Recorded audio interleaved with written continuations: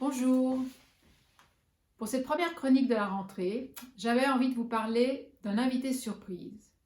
Il s'appelle Laurent Petit-Mangin, il a 55 ans et il publie l'un des 65 premiers romans de la rentrée, Ce qu'il faut de nuit. Il raconte une histoire simple, l'histoire d'une famille qui, à la mort de la mère, part complètement en vrille.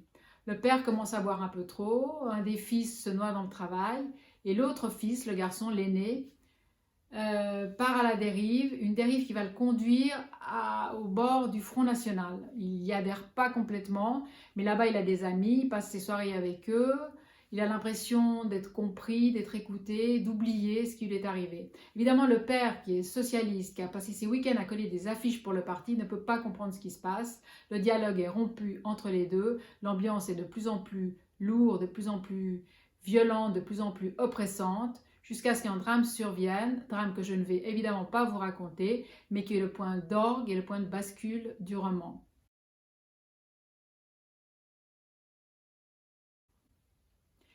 J'ai aimé ce livre pour plusieurs raisons.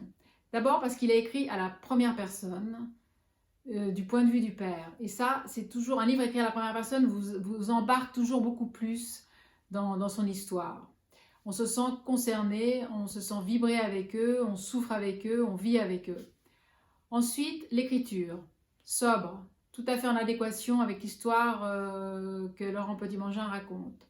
Enfin, c'est un livre qui n'est pas manichéen. Il n'y a pas les méchants d'un côté, les gentils de l'autre. Il y a juste deux mondes qui ne se comprennent pas et qui essayent de communiquer tant bien que mal. L'éditeur Pierre Fourniot, qui a créé il y a des années la Manufacture des livres et qui a aussi découvert Franck Buys, l'éditeur donc affirme avoir été saisi par ce texte et on le comprend. Je pense que c'est pour ce genre de découverte qu'on fait le métier d'éditeur. Et puis, par chance, il a été suivi. Il a été suivi par les libraires. Il a été suivi par les éditeurs étrangers qui ont acheté les droits. L'auteur vient de remporter le prix Stanislas du Festival de Nancy.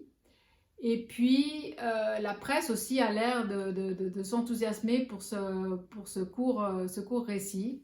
En tout cas, je vous encourage vivement à le découvrir et ça m'intéressera de savoir ce que vous en avez pensé. À bientôt!